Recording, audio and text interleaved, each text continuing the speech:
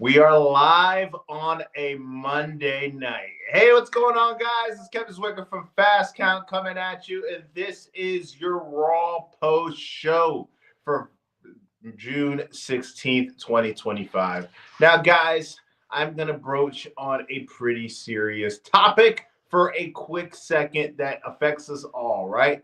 There's plenty of addictive drugs out here if you just look around you. There's crack, there's cocaine, there's fentanyl, there's all these different addictive drugs out here. But one of the most powerful and addictive drugs out here that is affecting our entertainment systems for the last several years is this powerful drug known as nostalgia. Whether it's the movie industry where you see all these different sequels and reboots, it has affected the pro wrestling industry, especially WWE, in a very powerful way. That is why we are now in the midst of getting it announced officially tonight that a Saturday night's main event, which will be going on the exact same day as AEW All In, will feature a match that deals with none other than WWE Hall of Famer Bill Goldberg. Yes, it is true. We are getting Bill Goldberg versus Gunther after several weeks, mostly several months of speculation. And there's some of you that are going to be excited. There's other of you who are going to be disappointed. But for the most part, you guys are going to feel something, right? And for me, it gets to a point where the biggest movie that dropped last year, right, was Deadpool and Wolverine, right? I love Hugh Jackman as Wolverine just as much as the majority of you watching this probably do as well. But at the same time, there becomes a point where you kind of just need to give it up and move on, right? We all love seeing that, seeing the occasional cameo of an actor in a franchise that we've loved throughout the years, or a wrestler that has been a part of our childhood or our teenage years. But at some point, it might be time to let it go, right? And I feel as if for the last several years, it's been time.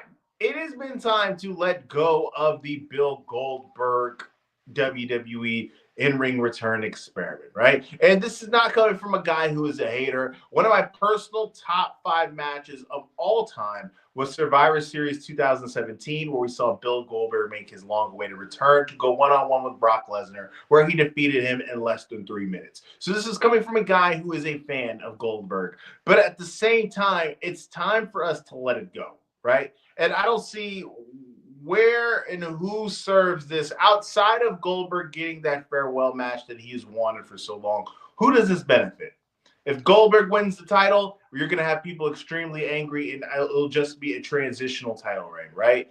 If Gunther beats Goldberg within the 2-3 minutes, because we know that match isn't going to go very long, I don't see this as this big, massive accomplishment for him defeating Goldberg, who looked as if he was in pain walking down the ramp. So I don't see it really benefiting anybody that much outside of giving Goldberg that token run that he has wanted for so long. But we're going to get more in depth as to what happened between those two later on down the show. We're going to start from the beginning. Guys, if you haven't, like the video and subscribe. If you aren't subscribed, it helps the channel out in more ways than you even know. And always remember that it's free, right? So we are steamrolling towards King of the Ring, which is going to be a week from Saturday, which I will be going live immediately following the show to give you guys a post show, just like I'm giving you one right now, right? But we start off the show with Liv Morgan. If you remember last week, we had Brie Bella make her return in her hometown of Phoenix, Arizona, and we got this confrontation between these two where they went back and forth, where Liv Morgan got a little bit personal. And she talked about, Brie Bella's personal life, about her not having a man anymore. You saw Liv Morgan get brought up the fact that she doesn't know if Dom is her man or Roxanne Perez's man. So things got very testy between these two individuals, right? And it looks as if we're building towards a match for the Evolution PLE that will be taking place at All In Weekend. But after what went down in the middle of the show, things are completely up in the air, right? And we're going to get to that in a little bit, but it's unfortunate. But the way that the show starts, we get the recap.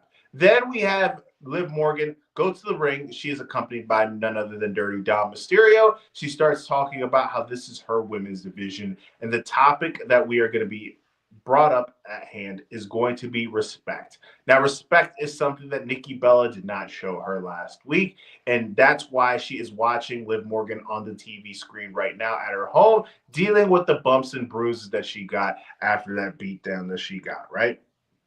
And then you see Liv Morgan come out and she calls out basically saying, that she's going to take what's hers and she wants a rematch for her women's division championship. And she calls out none other than the champion Io Sky. That if you remember last week, Io Sky told Nikki Bella before she went out into the ring that she paved the way for her, which is kind of strange for me because as far as I know, Io Sky has been wrestling since she was like a teenager. So I doubt that she was sitting around watching Nikki Bella being inspired as to what she was doing. But nonetheless, we get Io Sky come out to the ring, and she tells Liv Morgan that not only did she disrespect her, she disrespected Nikki Bella.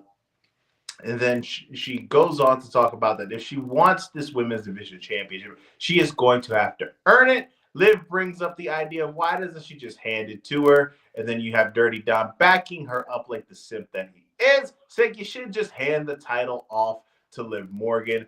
So we get this fake where we see Io hand her off the title, but then we see Liv Morgan take a kick to the face, and that is how we end this segment with these two individuals. Then we get to the fatal four-way in the women's division, heading towards King of the Ring. Now, guys, remember, please hit that subscribe button and the like button. It helps the channel out in more ways than you even know, right? Now, this was the return match of Asuka. As we all know, we haven't seen Asuka for the last 13 months. One of my personal favorites in the women's division that is absolutely stacked at the moment, whether it's the SmackDown roster, the Raw roster, or especially what they're cooking in NXT. WWE has one of the better women's division in all of professional wrestling at the moment, because it feels as if at every single level, whether you want somebody who can give you this, 30-minute classic match in the ring, they have those. Whether you want an attraction like Jade Cargill, they have those as well. It's very versatile what they have going on in the women's division right now, right? So going into this match, it really felt as if most people, what they wanted to see was a confrontation between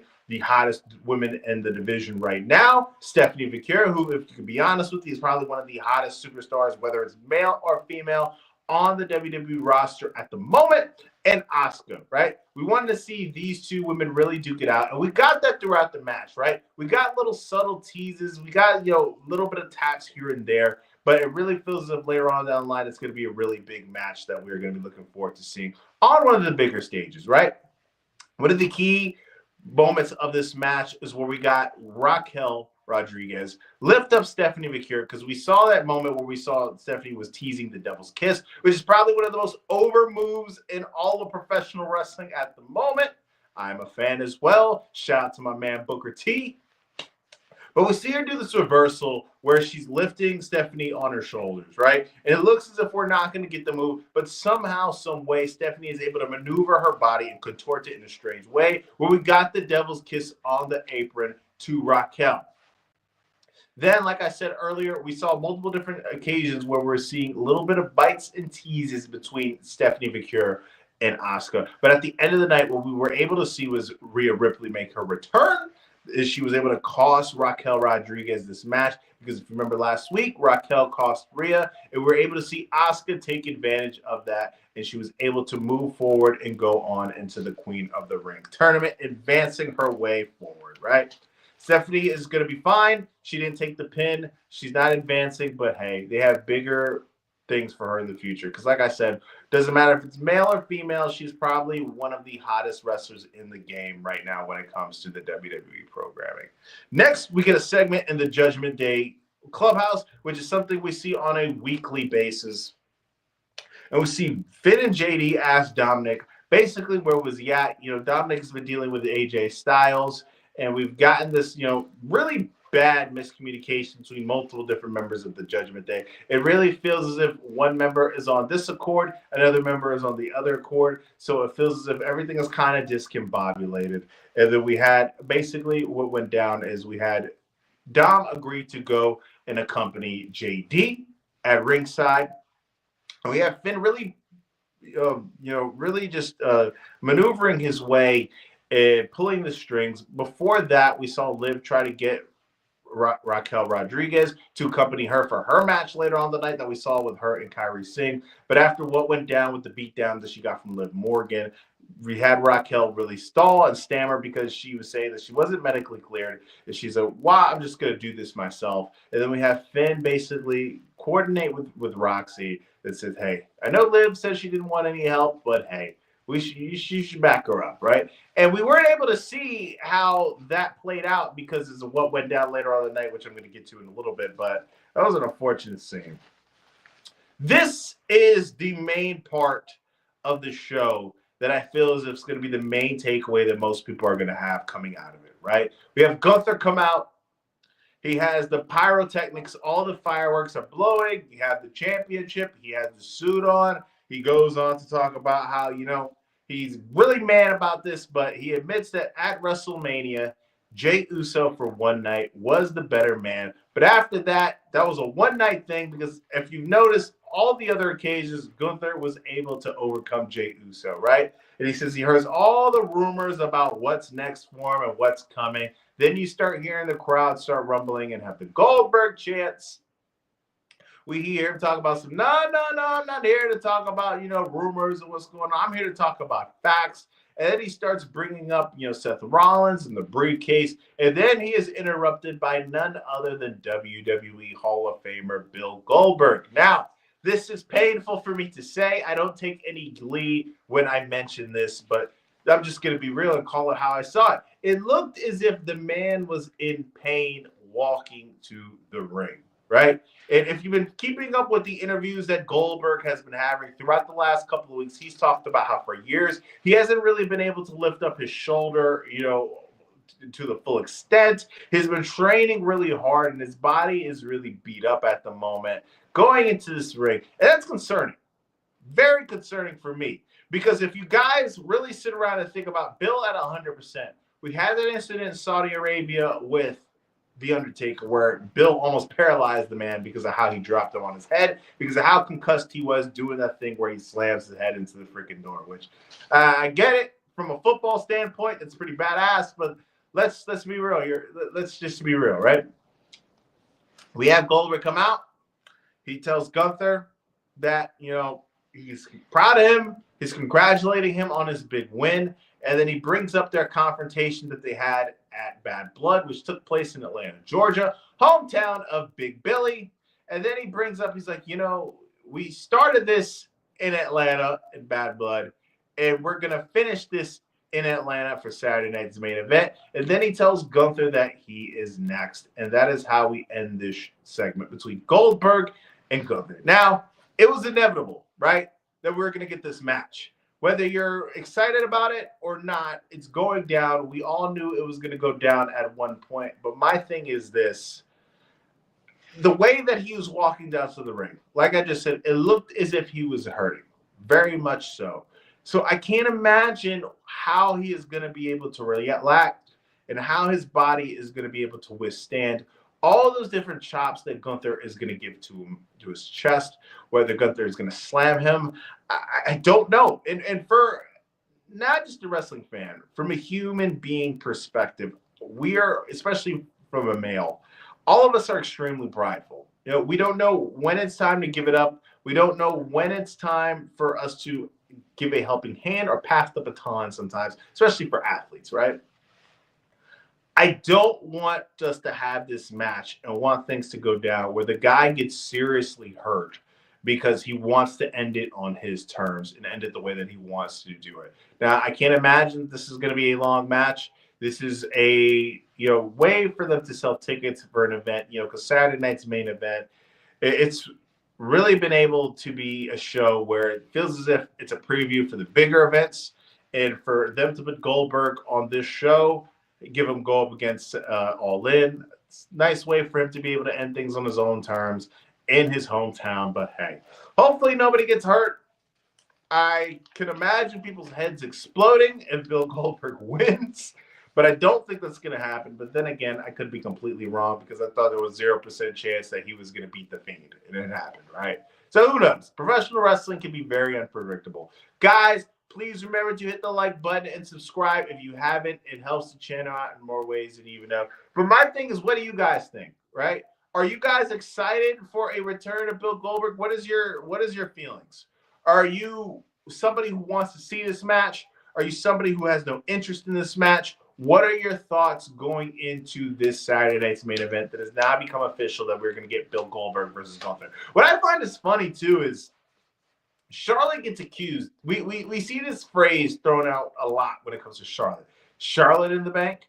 But we don't put enough emphasis on the fact that Goldberg has Goldberg in the bank. Think about his last 4 matches. He is 1-3 in his last 4 matches. And I believe that all of them were title matches except for the one that he won. And I think that match that he won was against Bobby Lashley in Saudi. But why does he deserve a title shot? It's just cashing in on the fact that he's a Hall of Famer, right? Because it makes no sense from a kayfabe standpoint as to why Goldberg would get a title shot when he is 1-3 in his last 4 matches coming into this. But hey, who am I, right? I'm just thinking with my logical head, right? Next, we get AJ Styles versus JD McDonough. It's a first-time matchup between these two guys. It was a solid match, but what the main thing that was taking place in this match was to progress the storyline between him and Don. We get to a point where Dominic is going to use his title to hit AJ Styles after he was able to hit JD with the Styles Clash for the win, but he misses. He eats a Pele kick, and we see AJ Styles about to get jumped by all 3 members of the Judgment Day. You had Finn, JD, and Dom on one side of the ring, but the way that they were able to surround him was kind of in a triangle shape. So AJ was easily able to maneuver his way out. He took the IC title with him. And later on in the night, we were able to see a segment between him and Nick Aldis where we get confirmation that it's going to be Dominic Mysterio versus AJ Styles at King of the Ring for the IC title, which should be a solid match. AJ Styles has the same ability as guys like Shawn Michaels and Ric Flair and Kenny Omega, to where they're able to get a good match out of just anybody. Dominic Mysterio, as we all know, he is never going to be confused for Bret Hart in the ring, but the guy has been able to solidly improve. And I'm expecting to get at least a very solid match out of these two if AJ Styles is involved, right? Next, we get a segment between Sheamus, which is backstage. As we all know, Sheamus is in the main event of the Fatal 4-Way match that is qualifying for the King of the Ring tournament. He's confronted by Tozawa, Maxine, and Natalya. And basically what he's doing is hyping them up and telling them that it's time to bully the bully, because as we all know, he has this thing going on with Rusev. And then we see Tozawa get very serious, and he looks in Sheamus's eyes, and he tells him to kick Rusev's ass. Next, we get a segment, in-ring segment with Bayley, right? Guys, please remember to hit the like button and subscribe. It helps the channel out in more ways than you even know. And it's free. Remember that. Bayley, as we all know, made her return to the WWE last month. Last week. We haven't seen Bayley since WrestleMania, where she was taken out, which was revealed to be Becky Lynch. And we have Bayley basically tell the people that, hey, I don't take this stuff for granted. I live for this, for lack of better words. And I don't take this for granted. WrestleMania or not, it doesn't matter if it's on the big stage or if it's on the little stage or it's in front of all you people. I try to give everything that I possibly can give. Wrestling, no matter what, is for the people, right? So she's basically going on about how she had her moment stolen at WrestleMania, where she was beaten down by Becky Lynch, and how she had her dreams taken away from her. And then she brings up the fact that the women's tag team division is very near and dear to her heart, which is true. If you guys remember back in the day when her and Sasha Banks were able to win the women's tag team championships and become the first ones, there was reports coming out by multiple different sources that they got very emotional, and they were very emotional when they had to lose the title. So that's a shoot, if you want to use wrestling terminology, that she does care deeply about the women's division. But she calls out Becky Lynch, and Becky Lynch comes out. Didn't say this from the beginning, but the show took place in Green Bay. Becky Lynch comes out in all Chicago Bears gear. And if you don't know, Chicago Bears and the Packers are legendary rivals, the longest rivalry in the NFL. So you get massive heat. You get the crowd, all the crowd chanting out that the Bears still suck, which they do, by the way. And we have Becky respond to him, say that we beat you guys last time, which is true. If you guys don't know, Seth Rollins is a big Bears fan, and the Bears did happen to beat the Packers in their last matchup, right? But basically the gist of this promo is setting up the match that we're going to get next week between Becky Lynch and Bayley.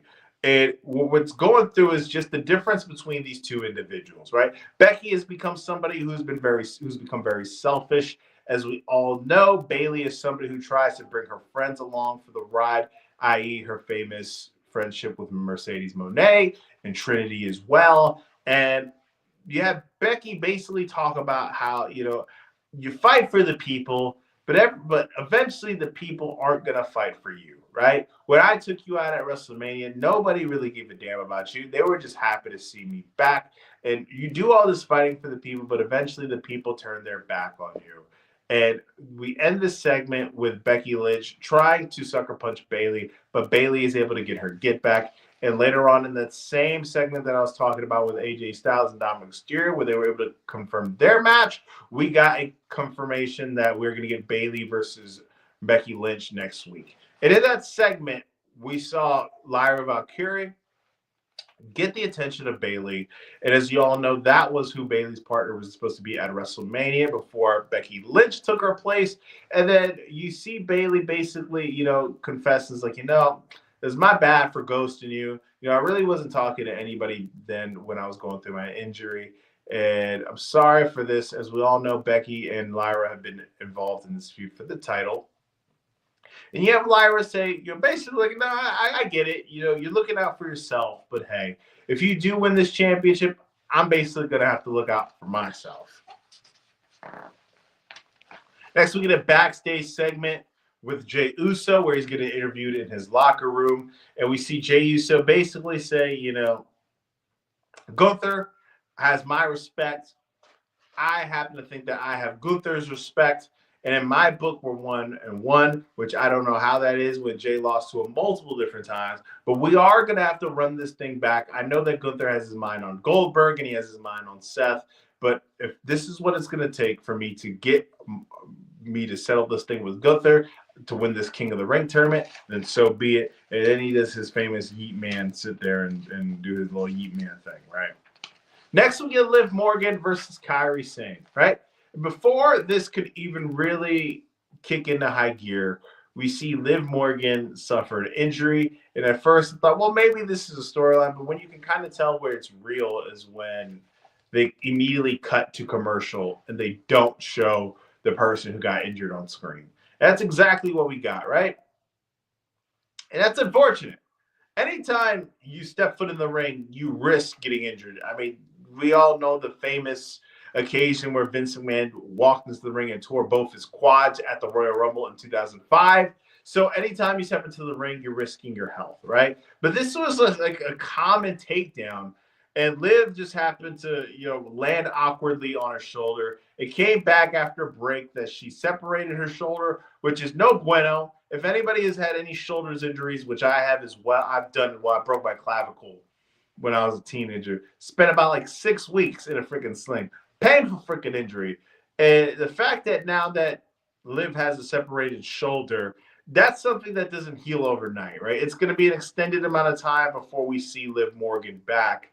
And it feels as if we've thrown a monkey wrench into what's going to go down in Evolution, right? It feels as if the direction was going to be Liv Morgan versus Nikki Bella. And now it feels as if things are going to have to be thrown to the wayside with that, right? I think a perfect pivot would be for us to get her, Nikki Bella, and Brie Bella in a tag team match against Piper Niven and Chelsea Green. I think that that's a direction that we could possibly go to where we don't have to see, them being involved in a match to where they don't have to singly carry it on themselves. And Chelsea Green's a very charismatic performer as well. So I think that we get that dynamic would work a little bit better, right? There's no perfect improvisation as to what's going to go down, but you got to make the best of it. Next, we get like a recap of the John Cena and CM Punk match that's going to be heading into Saudi Arabia. I'm officially calling that match the Unction. Then we get an interview backstage where we're having Sami Zayn talk about how he's advancing in the King of the Ring tournament. And on SmackDown, he has his one-on-one match with Randy Orton. And he talks about how he's pursued the title multiple different occasions, but this time feels a little bit different. And then you see Karrion Kross interrupt him. And Karrion basically tells Sam, he's like, are you insane? You keep on doing the exact same thing that you always do, which is the definition of insanity, which you expect different results. And you're just going to end up losing. You're going to go up against Randy Orton, who's one of the more sadistic individuals in the history of the WWE. He is going to go on to beat you. He's going to become a 15-time champion where you're going to sit at 0. And then you see Sami confront Karrion. He's like, you know what, man? I think you're a coward. You do all this talking back here. You just lurk in the shadows. You speak in riddles. But you don't go out in the ring because it feels as if you go out in the ring, you're going to risk exposing yourself and people are going to find out that you're a phony. And then you see Sami basically break down the fact that after all this King of the Ring business is done, I am going to go to Adam Pearce and we're going to have a match. And then you see Karrion Kross say, it's about time. They need to do something with Kross, man. I know that Kross has been somebody who's moved a lot of merch. He's gained a lot of interest, and it feels as if they just, I don't know what they're doing with the guy. Over the years, he looks like the perfect WWE guy. You know, the fact that he's this big, strong guy. He comes with a hot blonde. I mean, it's just, for me, it's just ideal. Next, we're getting into the main event, the Fatal 4-Way in the King of the Ring tournament, which I believe whoever wins this goes up against Cody Rhodes. You got Jey Uso. You got Bronson Reed. You got Sheamus, and you got Rusev, right? A lot of meat in that match. Pause. And Jey Uso, right? So you knew that coming into this match. When I see a match like that, where the dynamics are so one-sided, I automatically think that, oh, shit, you got all these big guys with one small guy. The small guy is going to win. And that's exactly what we got. We saw Jey Uso be able to win this match. But what really went down is we saw this all-out melee. All hell broke loose. We got to a point where it looked as if Jey was going to have this match in the bag. And we see him thrown off the top rope by Braun Breaker. A lot of bees. And then we see Sami Zayn get himself involved. As we all know, throughout the last several months, Braun Breaker and Sami Zayn have had this thing going on. We see Sami Zayn get thrown over the announce table like he was a toddler. And once we saw that, we saw the arrival of Penta. As we all know, Penta was taken out by Braun Breaker as well. And it looked as if we were going to get this big tsunami splash from Bronson Reed from the top rope. But he was thrown off of it by LA Knight, the megastar. Yeah. And then we see Jey Uso be able to hit the frog splash. 1, 2, 3. He advances in the King of the Ring. Now, the last several weeks, it feels as if Seth Rollins has had his plan just foiled by these guys getting in his freaking way. So we see Seth Rollins come out. He's in a suit for some reason. It looks as if he's going to take out Jey Uso on his own because Jey Uso is exhausted at this point. And then we get the arrival of Cody Rhodes. Yes, Jey Uso's long ally that he has been aligned with for a while. And that's how we end the show, with Jey Uso and Cody Rhodes lifting each other's arms. Kumbaya singing, right? This is a very solid episode of Raw.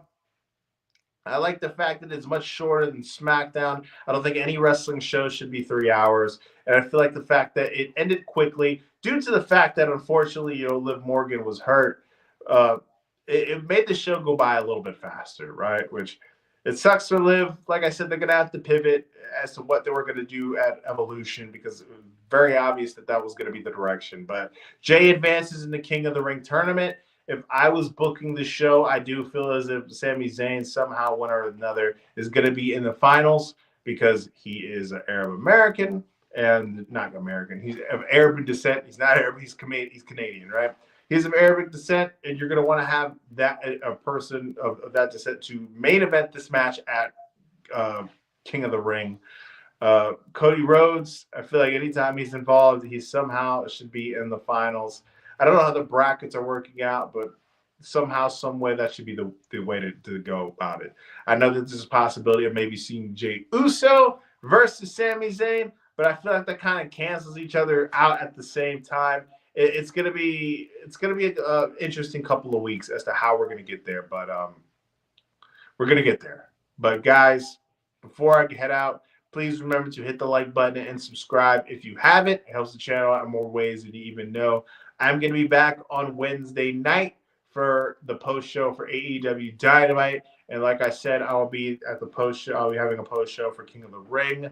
I'll be having a post show for All In. I'll be having a post show for Evolution. It's going to be a busy couple of weeks here on the channel, but with your support, guys, we will get through it, man. Like I said, hit the like button and subscribe. Guys, I am Kevin Zwicker. I'm out.